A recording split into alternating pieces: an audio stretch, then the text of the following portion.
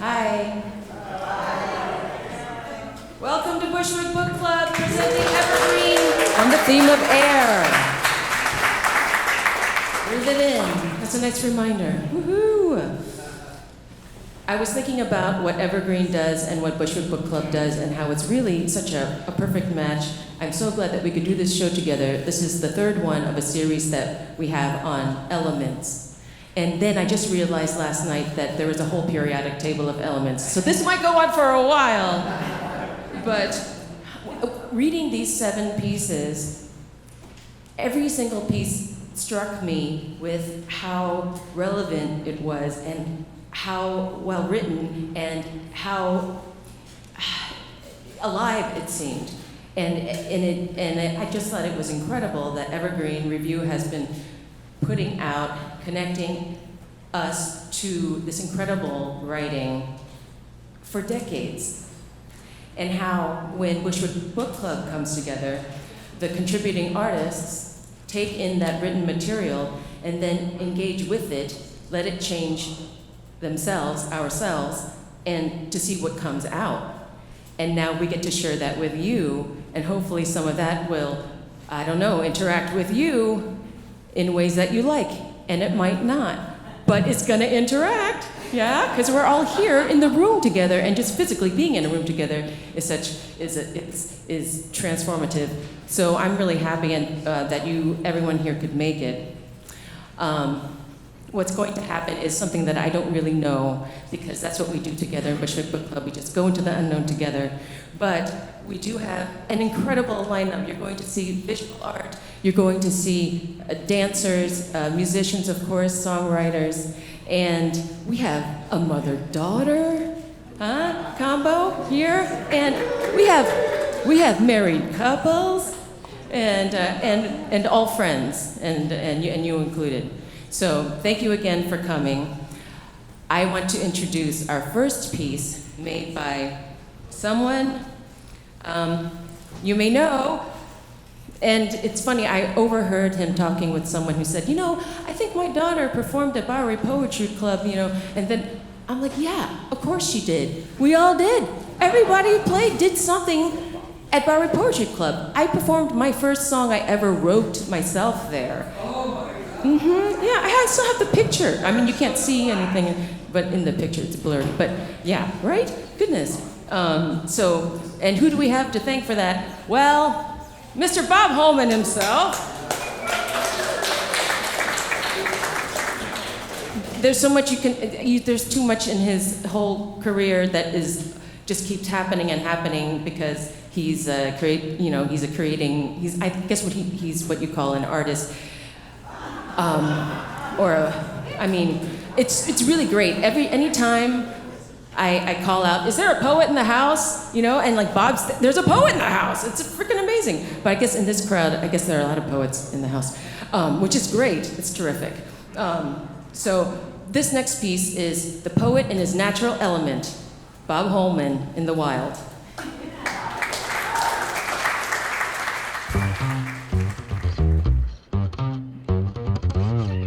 Blast open the gates to kingdom come. Whoops, what happened to everyone? I planted a seed, it grew into a gun.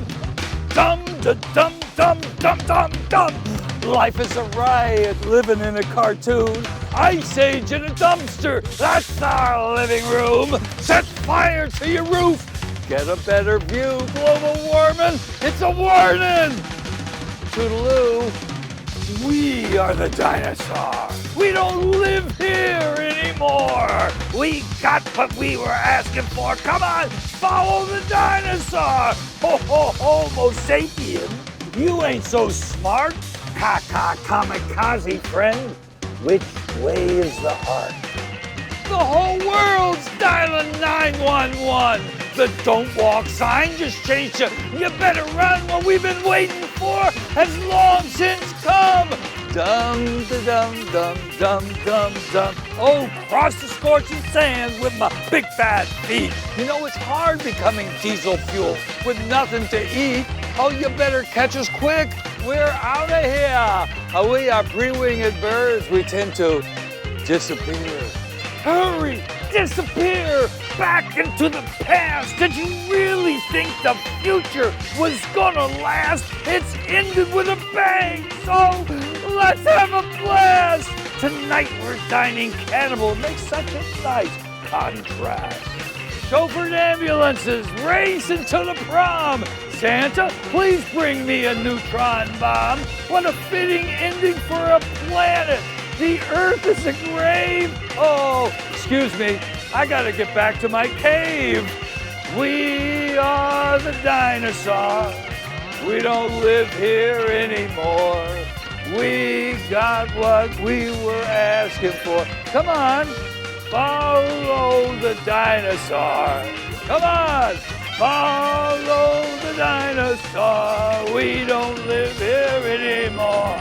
We got what we were asking for. Follow the dinosaur!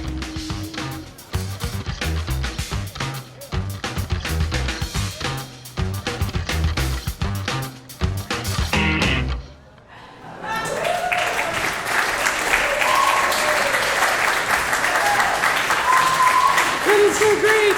Bob Holman! You want to come up? Bob! Okay, I'm up. Bob, how much did you pay those extras? How much did you pay those extras? Nobody was reacting to you and you're like screaming that you're this wild poet in the city? We had to get a lot of releases from SAG and AFTRA to do this. That was great. Thank you so much for sharing that. You're welcome. Okay. Did you want to say any words about Evergreen and like how it changed your life? Well, I could say that Evergreen changed my life. In 1966, when I took my first trip to Europe, it was on a student ship. And a student ship in those days took 11 days to get from New York City to Rotterdam. And on that ship was a poet named Thomas McGrath from Minnesota. He was a wobbly, a left-winger, a real labor poet. And he was thrilled that I had a copy of Evergreen magazine with me. And we used that as a study, including the poem of Allen Ginsberg called Kramahalis, which means the King of May, about how Ginsberg was declared King of May in Prague when the tanks were rolling in, etc. That's my story. Evergreen! Okay, please welcome our next performer, John S. Hall. John's coming up good. Hey, you know, John's a poet too, and he writes at least, he publishes, posts 5 different poems a day, and I think, and that's what you're at like, how many poems? 1,300 this year? Something like that? Almost 1,400. Almost 1,400 tomorrow. Passing 1,400 tomorrow. And I realize my curating style is I fall in love with people and then I invite them to do Bushwick Book Club. And so everyone you're seeing tonight is somebody I fell in love with in a different way. And one of the things I really love about John's poetry is that like nothing's off limits. You're going to want to read about it, no matter if it's John talking about politics or about eating too much cereal at night. It's all like riveting, and relatable. So anyway, John, that's all. Thank you, Susan. That's very kind of you. I love you very, very much as well. You suggested this story, knowing Susan and I were in a band together for a while. We're in bands all the time, actually. For almost 10 years we've been in bands together. But one of our bands was called Sensation Play. All the songs were about male sexual submission. So the story that she had me read is also, I think, about male sexual submission. And so it was right up my alley. This song is called Dress Me Up. It's based on the story Panty-Sex Time. I don't think you need to know anything about the story to understand this song, so I will tell you nothing about it, but you can read it later and be like, he really didn't do that story justice.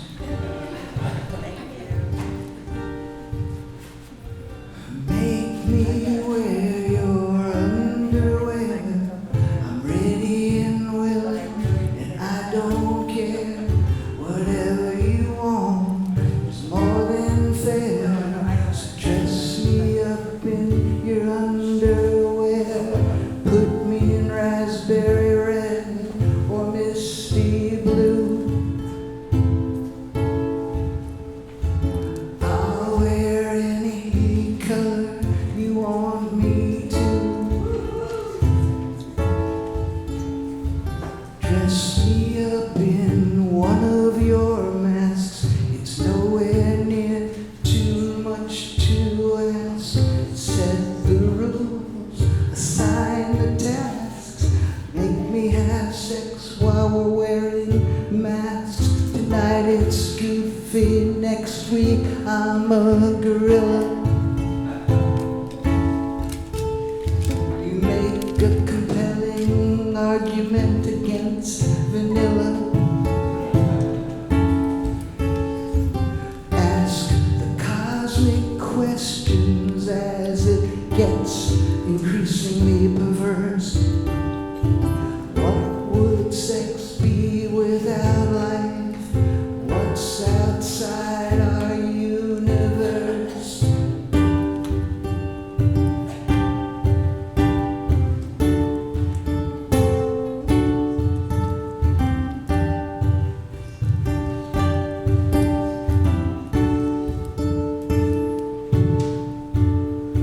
Make me lay down on your mat. Nothing but your underwear, not even my hat. Serious business, no chit chat. Panty sex time on the mat. Tonight I wear your underwear of maroon. Your teeth dig into my shoulder and I'm over the moon. Make me wear your underwear. I'm ready and willing. I don't care, whatever you want is more than fair. So dress me up in your underwear. Dress me up in your underwear. Dress me up in your underwear. Thank you.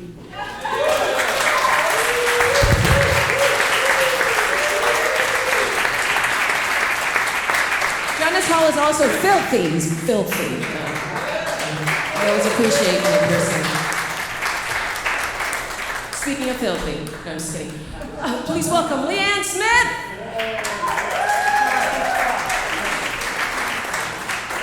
I don't know if she is filthy or not. I mean, who isn't, right? What kind of a word is that? But I fall in love with Leanne all the time. Not only is she an incredible songwriter, powerful performer, she makes the best noises. Oh, she makes the best noises. I like it, and you know, not to make you self-conscious or anything. You know, like you don't have to do this when you sing this song, but I like it when you're like, oh, that's my impersonation. And then the other day when we were taking selfies together, she's like, oh, that is good. Oh, and I'm like, those are the best selfie noises. It made me feel confident. Okay, here's Leanne, who's responding to "Dear Sparrow, Take Me Home" by Haya Abu Nasser.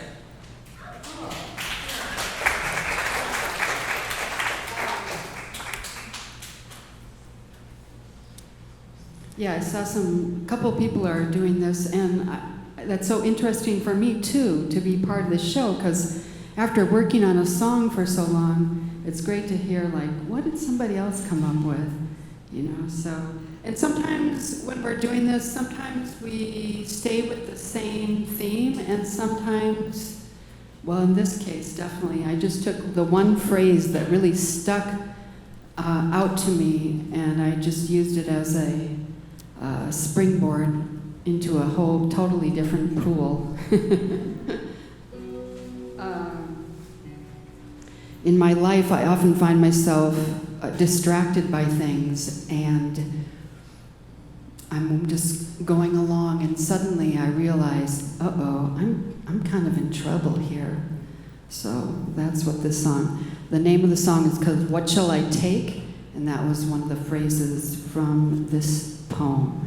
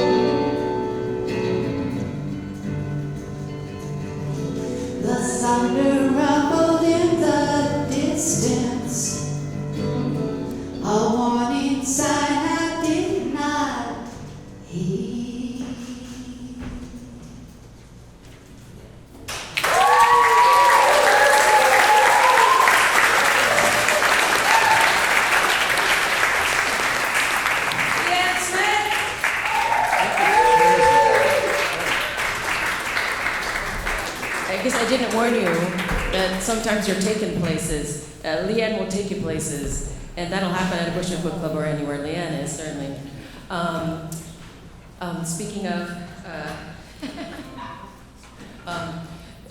being affected, this next performer is one of my favorite artists because he works in so many different ways, and every single way is so creative and so Larry Crone. And I happen to be wearing my Larry on today because I have a theory that life is funner when you're in a Larry. Look at the detail. Like, you can cinch this in the back. There's like, who does that? Okay, Larry. It's really quite extraordinary. Thank you to the Howl. I love coming here, and I always forget until I get here. I actually have a piece here in the bathroom. Long ago, this place was associated with La Mama, I believe, before, and there was a show, and I did a drawing in the bathroom, and they just kept it on the wall. So you can go back and take a look at some of your intimate times. So I read Eunice B. Azim's piece, One for You, One for Me, and it's about smoking. And as soon as I started to read it, it reminded me of when I used to smoke and when I used to be an art handler. I was an art handler for a lot of years, and the piece, I think, is a lot about, what he wrote is a lot about the sort of strange community that forms among smokers, and that's sort of where I picked up on this. Lots of memories.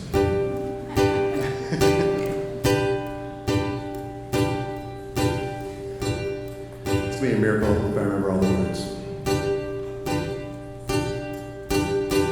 Going smoking, out it on the sidewalk, can be the best way to catch your breath.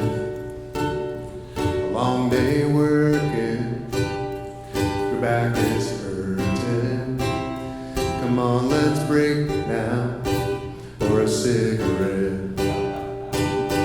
We are young men in the prime of our youth, working shit jobs. We don't care. People will pay us to haul and hang stuff. They look right through us like we're not there. We're stuck together, this crew of workers, with each other, though we're not friends. Still every hour we claim the power to go outside and leave the site to smoke again. And I can't tell you how many Cokes I've drank, and we're not even near midday. We just keep joking till we can't be smoking. Not for the nicotine, just for the break. Okay. These guys are with me. They don't get me. We smoke together and shoot the shit. I'm in the closet, but one of them's onto it. Now he's suggesting that I suck his dick. These guys are monsters, or maybe they're not. It doesn't matter. I need the pay. I just keep working and I keep smoking with these monsters 10 times a day.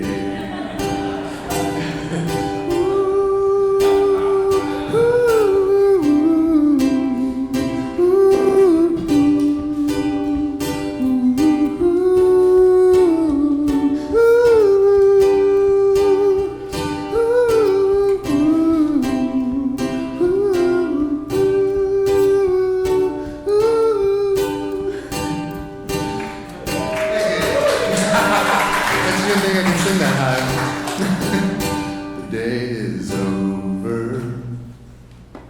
We worked 10 hours, but we're not ready to go home. Once we lock up, outside we light up. One more cigarette with these men I'll never know. Amen.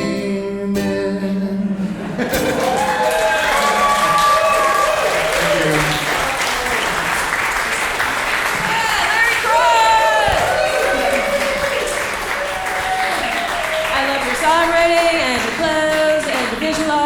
writing and your performance art and Larry Crone.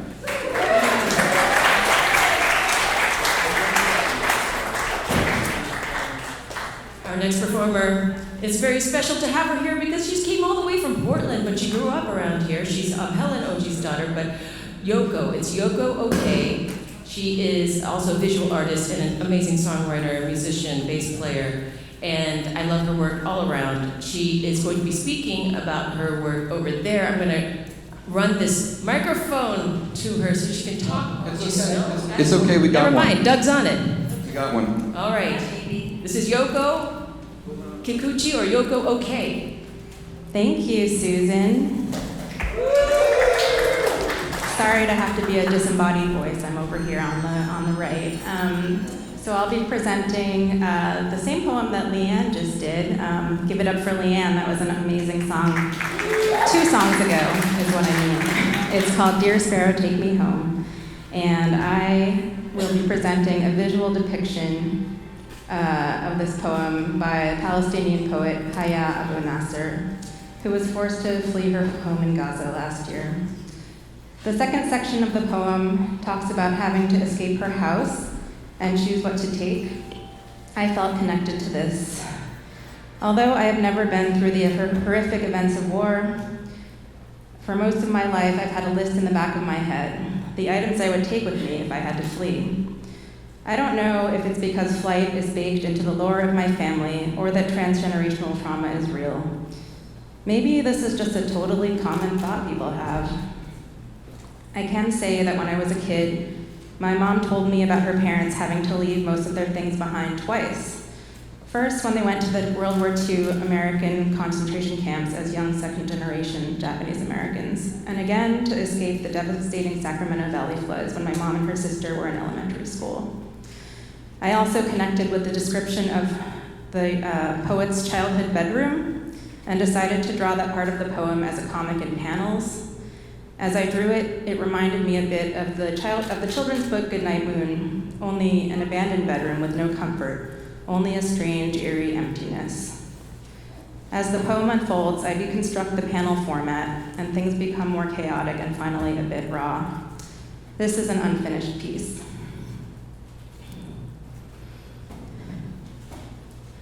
Oh, sparrow, go to my home, perch on my windowsill to behold the moon. My shadow lingers on the mirror.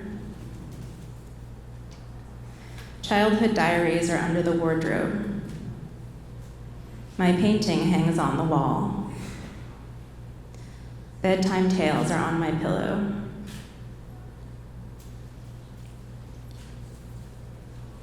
In our garden, the purple lilac, azure fountain, rose blossoms, shining oranges in trees, where birds once sang.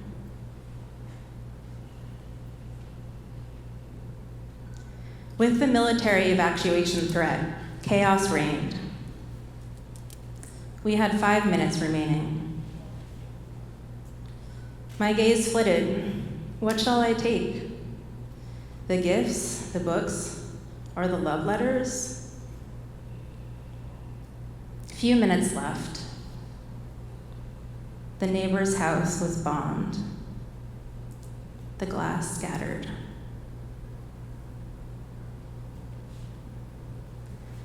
We lay down on the ground, shielded our heads, stunned into silence. In hand, phone, passport, and ID. And with a gray heart, I had to flee. Okay, here's where I read the rest of the poem that I have not illustrated yet. Gray is gray. Missiles stole the colors. The grass turned gray. The lilac lost its purple hue. Birds are silent on broken branches. From our southern refuge, sighs ascend to the sky. War's fog veils the north, where the lilac waits by our door. So, dear sparrow, guide me home to sweep up the dust and find the colors again. Thank you.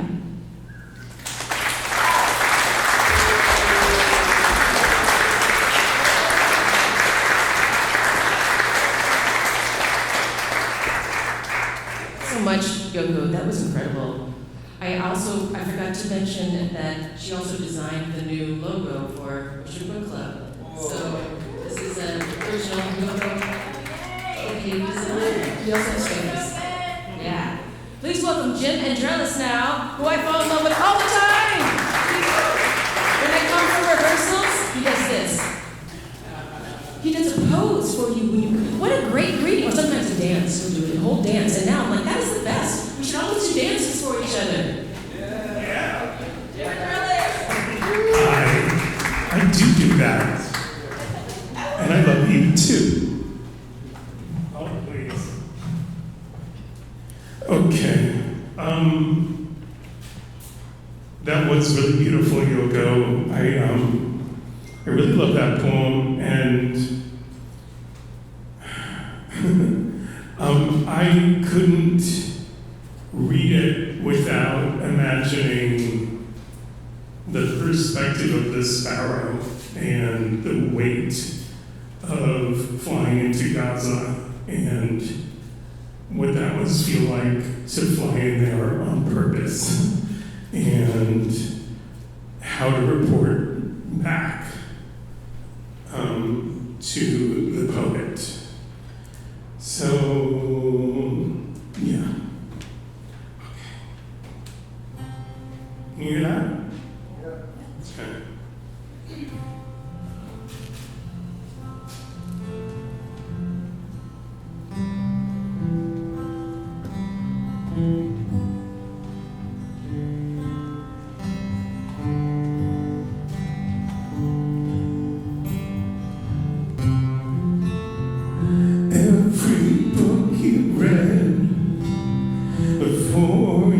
Fell asleep.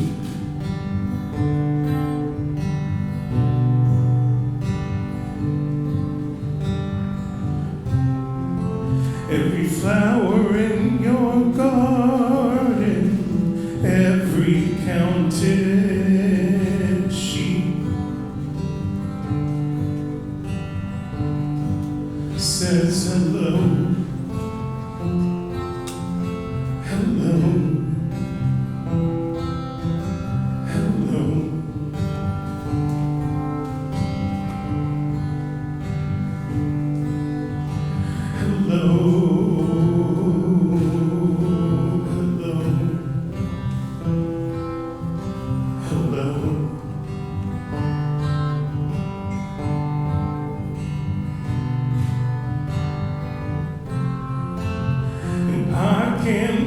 Sound, but if I could,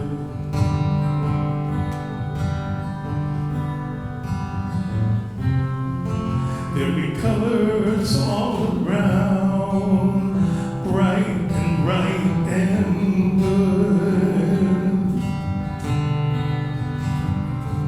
singing hello. Hello, hello,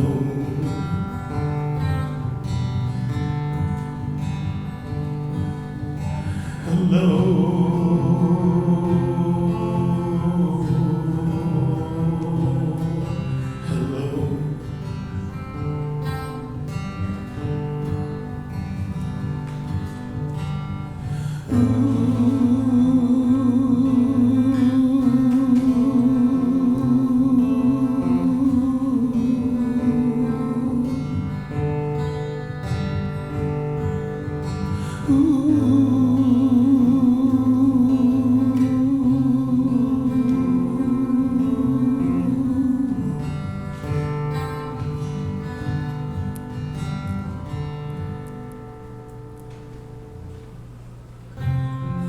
Everyone we've ever lost, everything we thought was gone.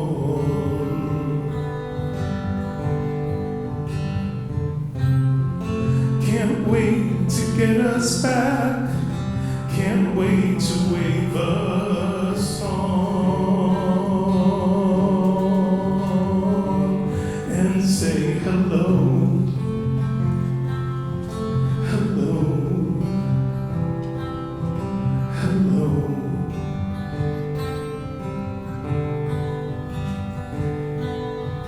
Hello. Hello. Hello. Thanks.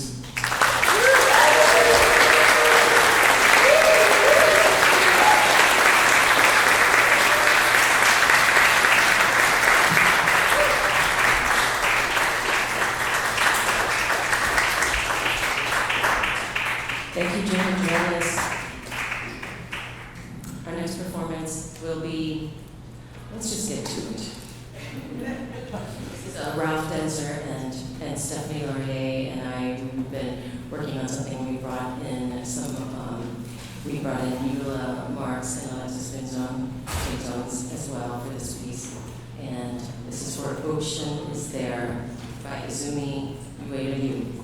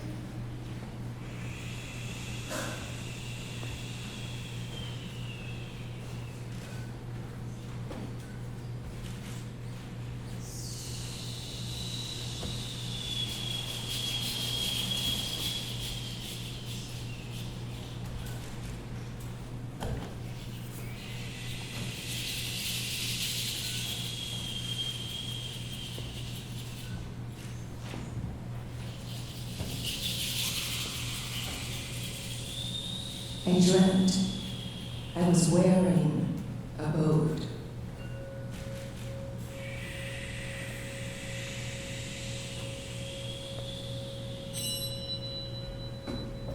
I can't see the ocean, I said in my dream.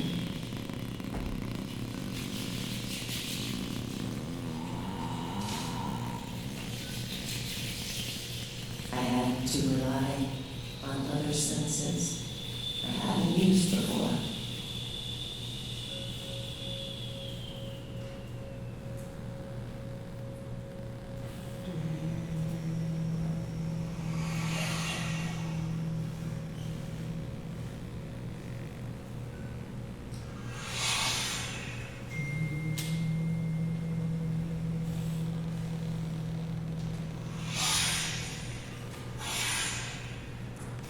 I felt blind,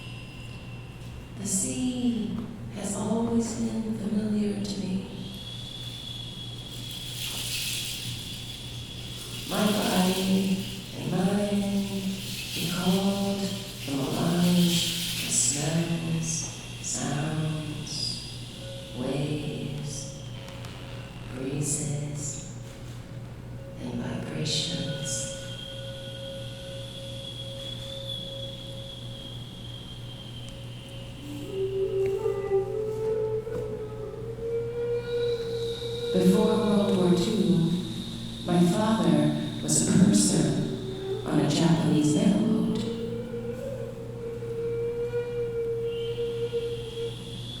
I remember when he left the house for the channel, he would imitate his ship's foghorn as it crossed the Strait of Dover.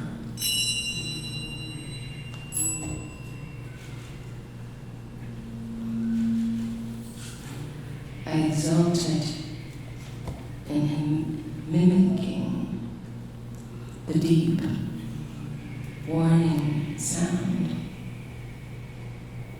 as it pierced the pea soup bark.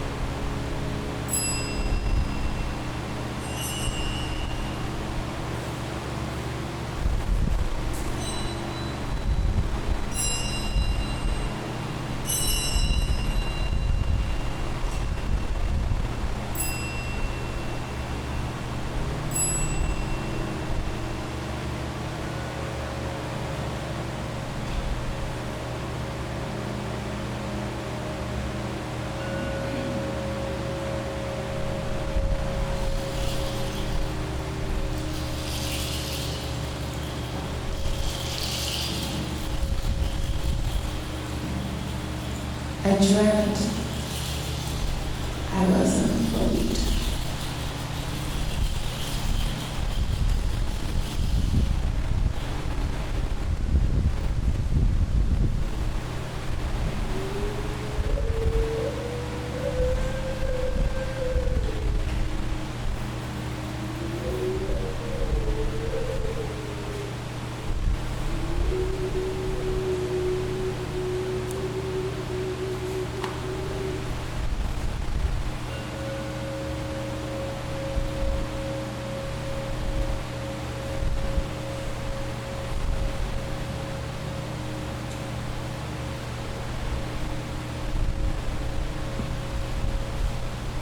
Thank you.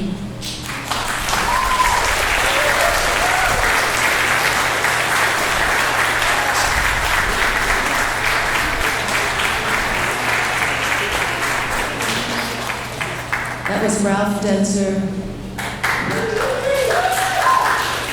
It was a concept developed by Ralph and Stephanie Laurier. Thank you, Sam, for helping. This next piece is also in response to Ocean's, the ocean is there. I fell in love with this artist recently. She's been doing work all her life, and the thing about when you commit to doing Bushwick Book Club is that you commit. So you're doing it even though you have like your whole life going on. And Teresa said yes, and she's doing it even though she is jet lagged like hell. She just got back from Australia like 3 days ago. She had another exhibition she was showing in Australia. Anyway, this is Teresa Byrne, and this is her piece titled "I Dreamt I Was the Ocean," with original written work by Teresa as well.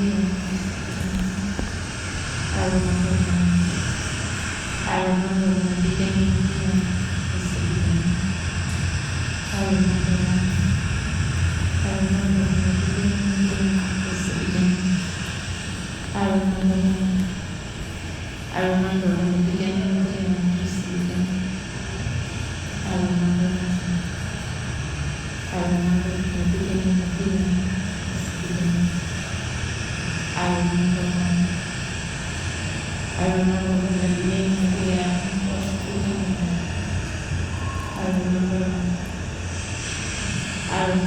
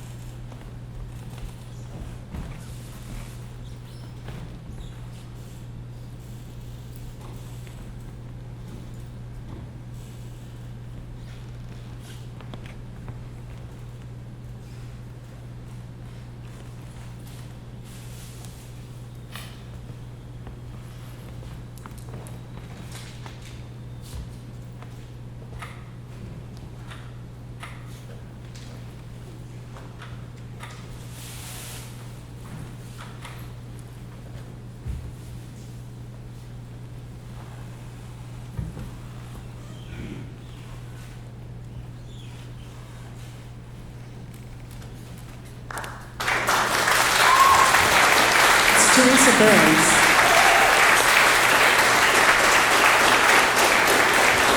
Live performance art making. The artwork on the walls, or on the wall, is also hers and also corresponds to ocean. I dreamt I was the ocean. Yes. We're going to take a short break now. We're going to be back in about 10 minutes. Please stick around, grab a drink, talk to the artists. All of your programs have a QR code where you can find the artist biographies, but they're right here, so you can also just talk to them. We'll see you in about 10 minutes.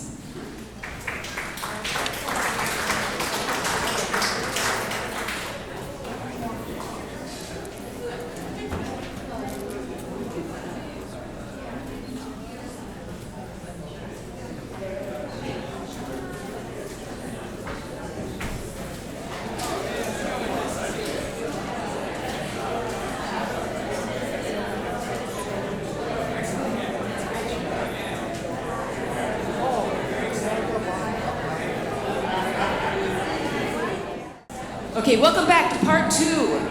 Okay, part 2. Oh my God, we thought part 2 of Bushwick Book Club. Oh, it's amping up now.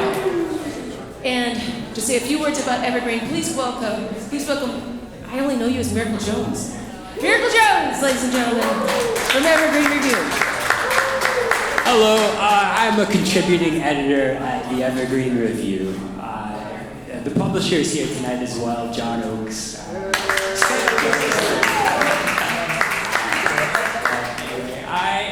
The Evergreen Review has been going since 1957.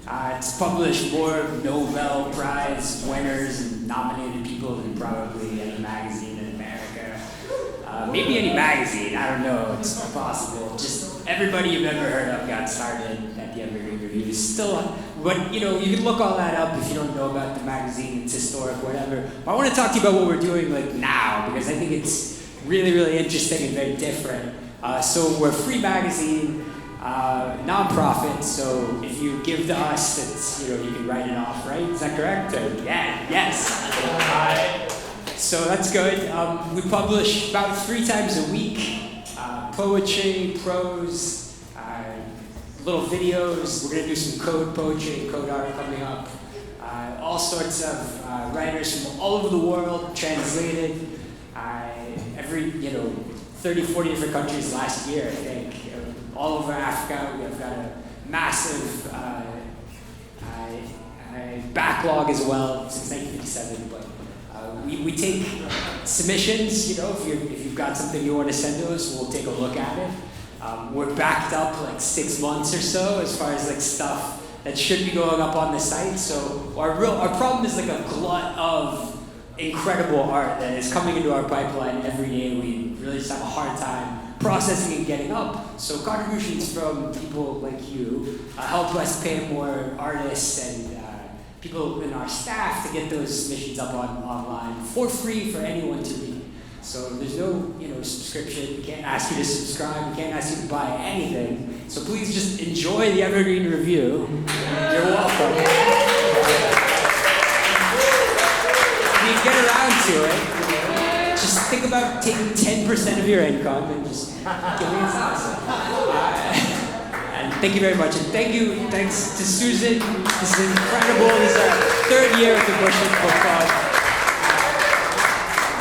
We'll be doing it until we get to Einsteinium, I guess, But cheers. Thank you very much, Susan.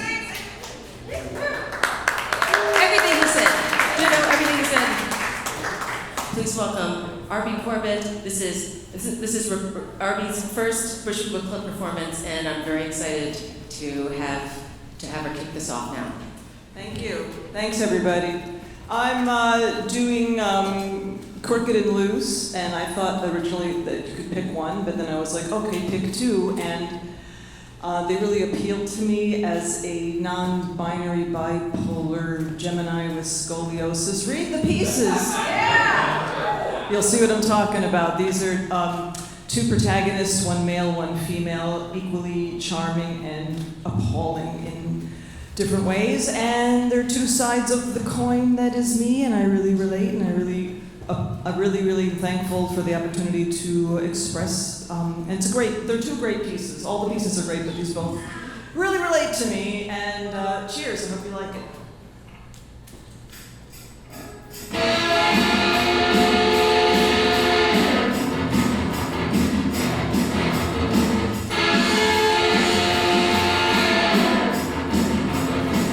This is a story about a girl who might be a man when she's not that girl, and she's not that man.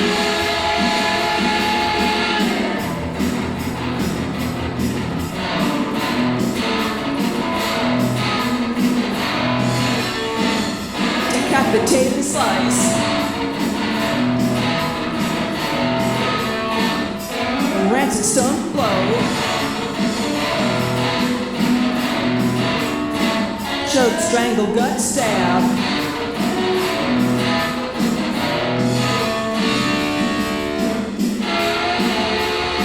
Oh, she was crooked from far away. She looked fine, no large visible scars. The crookedness was deep, so deep.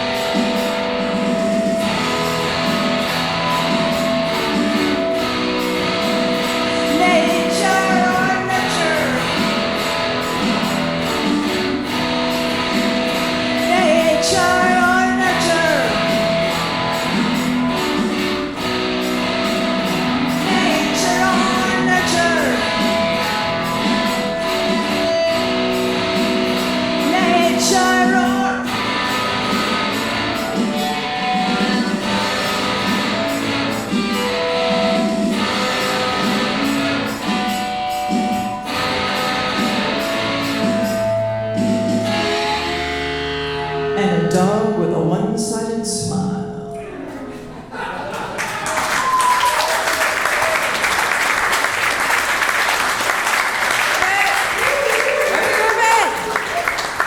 I forgot to mention that she's a rock deity, so there you go. But I guess you know that now. Thank you!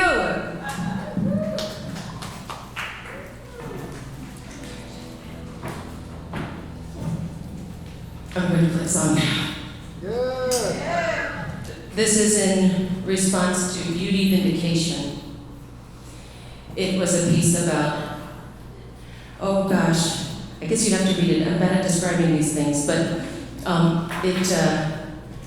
how women hate themselves and they feel they need to change themselves to be different, and it's all part of some exchange about like how you're supposed to be accepted by people and have worth. I don't know, but it made me think about times in my life when I wanted to change something, including the time when I was like 13 and I wanted Sybil Shepherd's thin upper lip. I thought that was so cool. And I would put makeup on my lip and then draw in my upper lip smaller just to see what it looked like in the mirror. And it also made me think about all the different cosmetic surgeries that Koreans have and have had for a long time that I've always known about. And also the implications of the face. Some people, like in the West, okay, the way your eyes are set far apart, that's more beautiful, da da da da. But my friend in Korea who reads faces, she said that if you have a certain kind of nose, it means confidence or not. And guess which kind I have? It's really flat. So she recommended getting a nose job to make my nose bigger, so I can get more confidence. I haven't done it yet, so this is what you got. Beauty. Oh God. Beauty is the dumbest thing ever.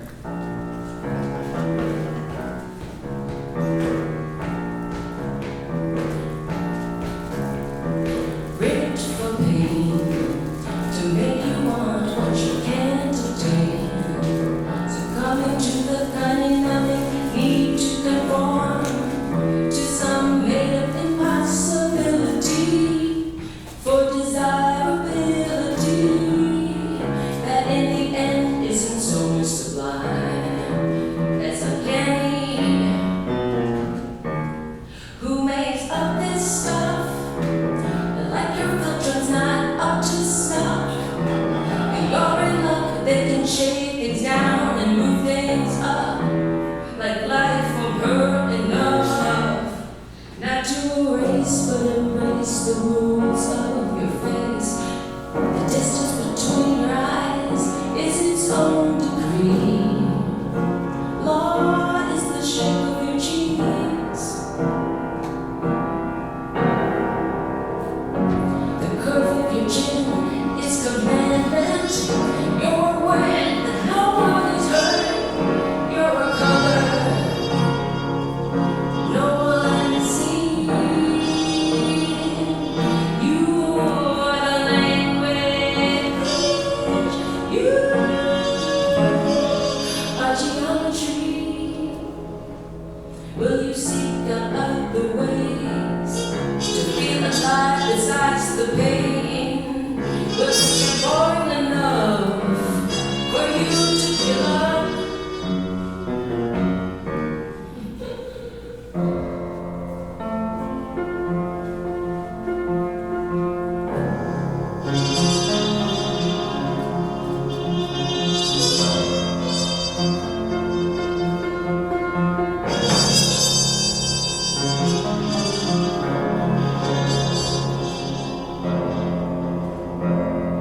Did you know Koreans get surgery to make their eyelids more like white people's? Did you know you can get your ankles shaped thinner? They won't call you Mutai anymore. You can reattach your hymen just in time for the wedding. Reattach your hymen just in time for the wedding. Reattach your hymen just in time for the wedding. Everybody, reattach your hymen just in time for the wedding. It's very catchy. There's no wrong way to say it. Just in time. Reattach your hymen just in time for the wedding.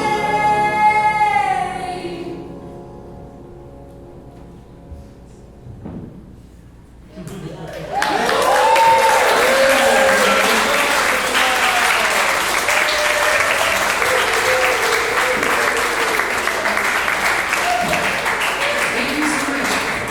Now, the mother part of the mother-daughter installment, I believe that's what we have. This is Helen O'G's piece for Ocean is There by Zumi Ueda Yu. All right, 1 second. Sure. Hello, it's Yoko again, everyone. I have been asked to present my mom's piece for her, and I thought maybe I would show you, in case you want to talk to us after. This is the flyer I made to announce that we were performing tonight. So if you want to say hi, just look for us with the orange and pink glasses, or as some people call them, red glasses. This one is called Ocean is There. I'm not going to read the poem, but I'm going to talk about the piece that my mom made based on the poem. I guess you guys already heard the poem earlier. I'm glad so many people are doing this piece. It's really great. Okay. I felt drawn to this poem because it was written by a female visual artist from Japan. I am Japanese American, and a lot of my references and inspiration come from Japanese imagery and language. I wanted to see what I could do with her poem. My favorite line was, I felt blind, but the dream was filled with a light so bright it stays with me still, vivid. Sometimes I have dreams like this. I wake up feeling inspired. This piece seemed to connect with what I am already working on. I've been doing a series of thought bubble paintings for a while. I like the shape of the bubbles and the fact that they represent thoughts, ideas, inspiration, or conversation. At the start of the poem, it says, I dreamt I was wearing a boat, and I felt like that was a good place to begin from. I tried a piece based on that, but it wasn't quite what I was going for. I ended up digitally collaging elements from a past painting I did called Daydreaming. I changed the color of the original painting because I wanted it to look more like water to represent the ocean. Then I found this image online. I was attracted to it because it's playful and it has a big head. Here are some of the first things that I tried.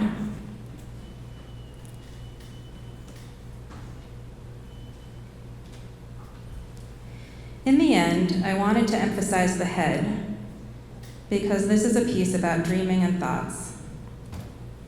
I made a radial gradient with yellow on top of blue, then added orange because I wanted it to be more vivid.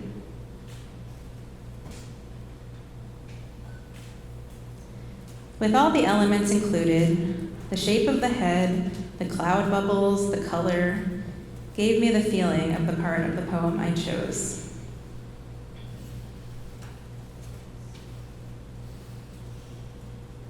Thank you.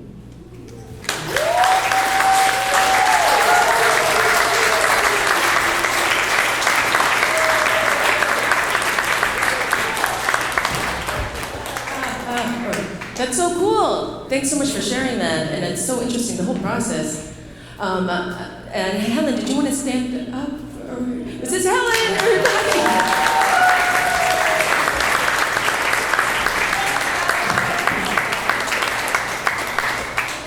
And I fell in love with her when she was at my birthday party, and she was the only one who was really getting down.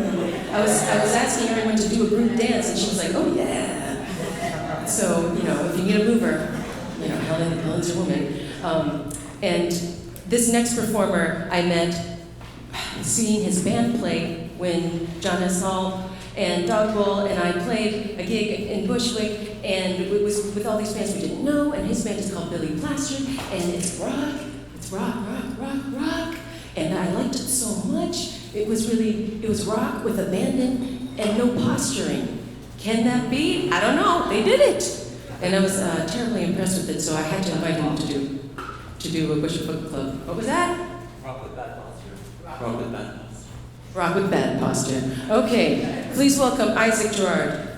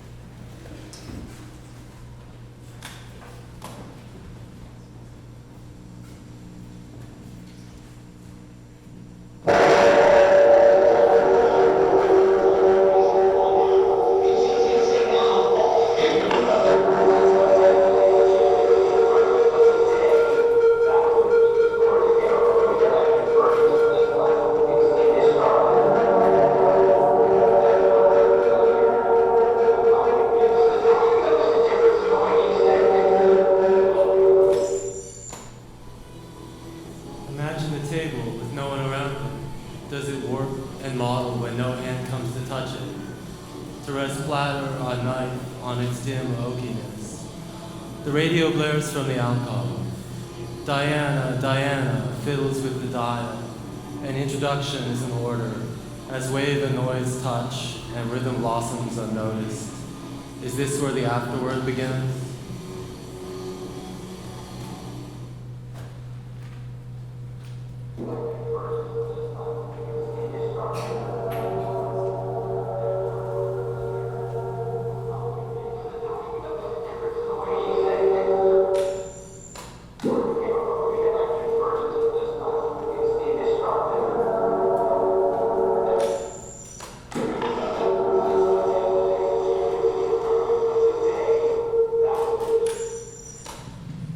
Imagine a radio where no one is. It changes shape and becomes a blur when my hands no longer work to place the wooden plate, to move the knife or place it on the wooden plate.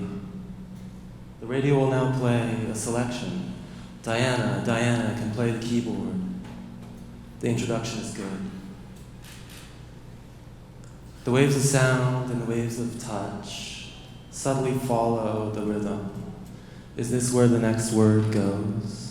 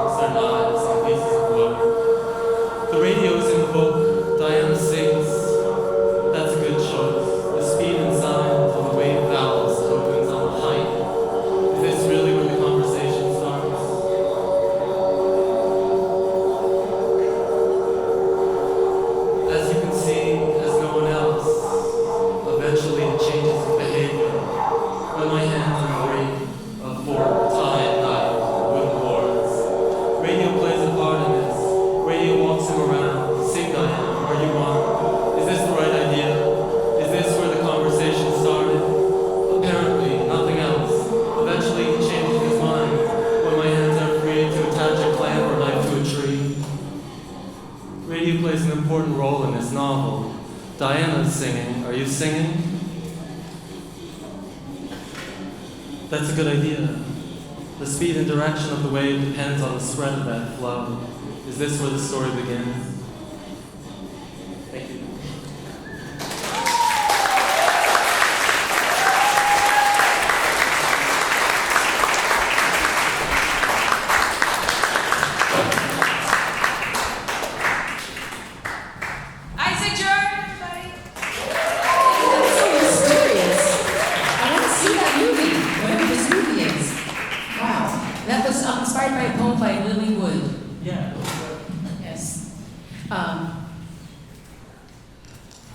We have two pieces left to share. This next one is from Emergent Improvisers.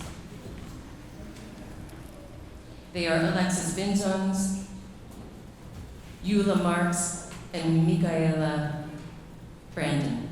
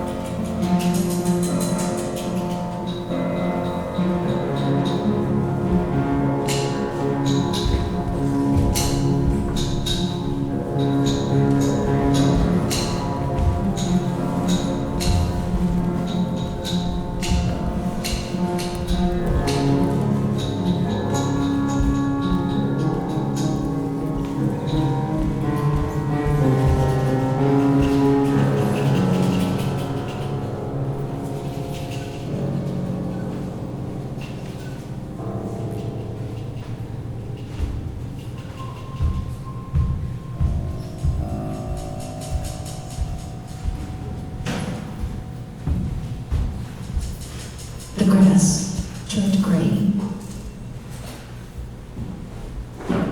The lilac lost its purple hue.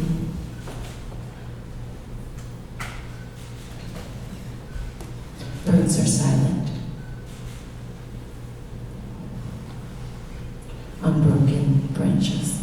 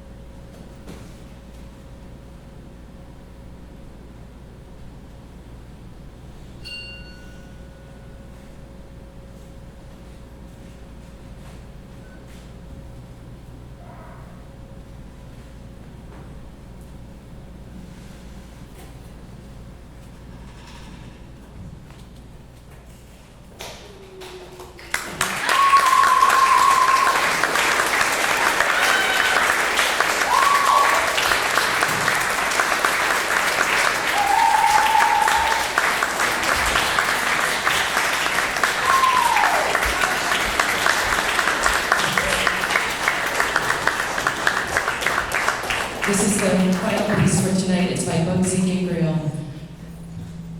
It's also written in response to Beauty Vindication by Jimmy Kahn.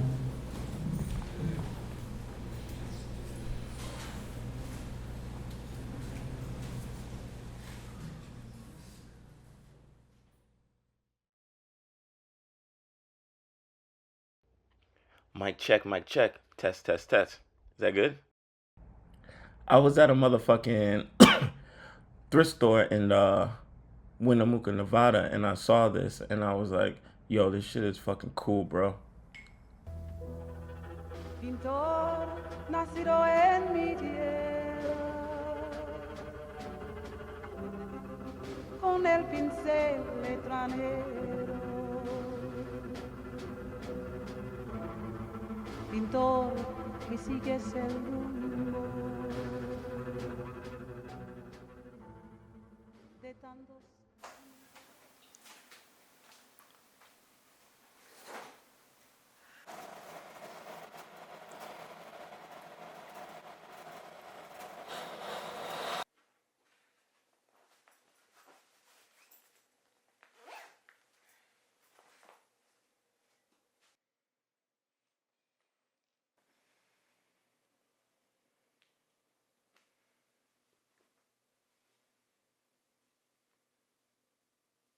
When I first heard about this project, I got like really excited about it.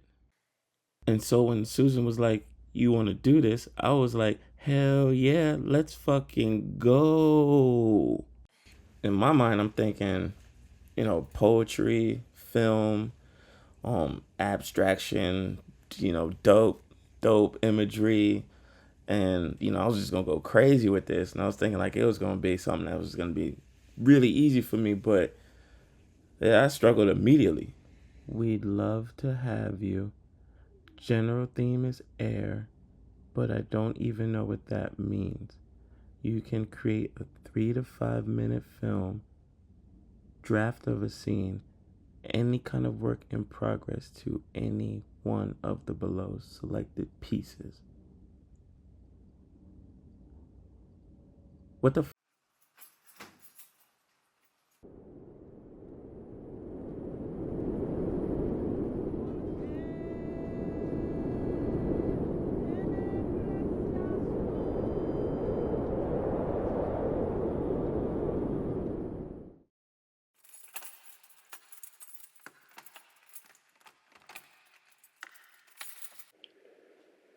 I'm thinking about doing something with this floor.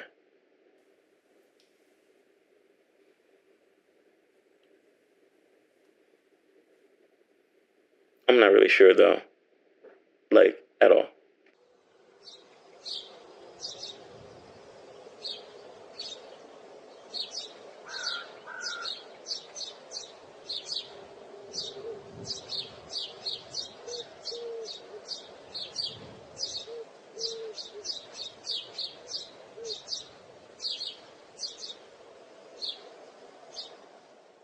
My philtrum is 14 millimeters long, pushing against the upper limit of the ideal range. The philtrum is a tiny ridge that runs from the bottom of your nose to the line of your upper lip. It's an unexamined part of my own body that hasn't caused me any trouble until recently. Much like the rounding peonies of my cheeks, the dips on my sides where my thighs meet my hips, where I have a slight ridge inward like a viola. I say a viola because I am not tiny.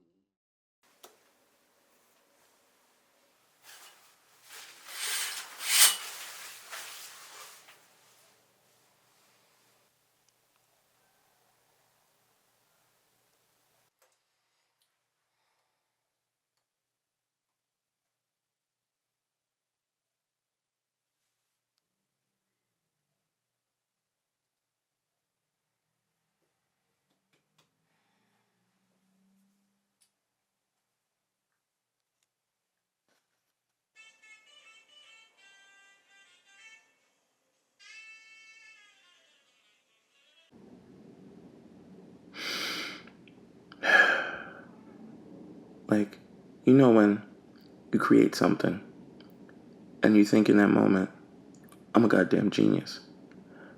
And then you take some time and you look it over again. And then you're just depressed about what you made, about what you created. That's where I'm at right now. It's 1 a.m. and I'm depressed. That's the life of a motherfucking artist.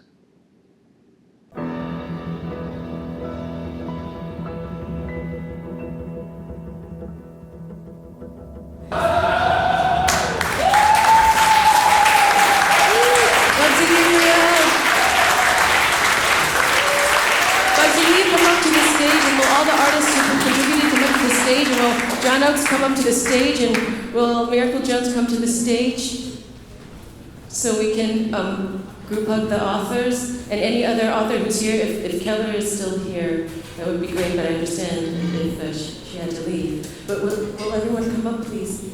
Just this is the last thing, and then you're free. Come on!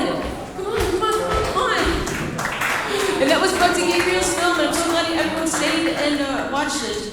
And Bugsy, where are you? You're right here. He's right there. And the actor who played it, she's so great. I don't even know her name. But Tamara needs to come.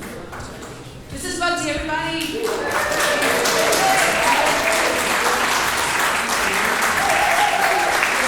Bugsy's for hire.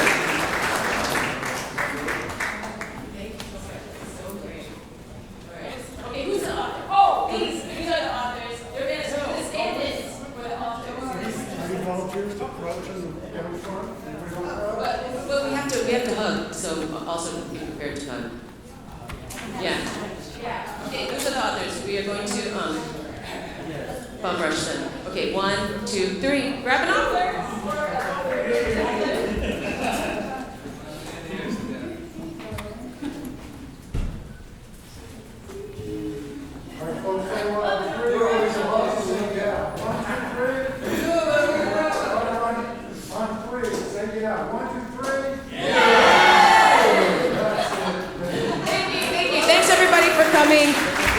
Thanks for supporting Bushwick Book Club and new art and writing. Hang out with us for a minute. And thank you to Howl. Thank you, Doug. Thanks, Aldo. And Jane.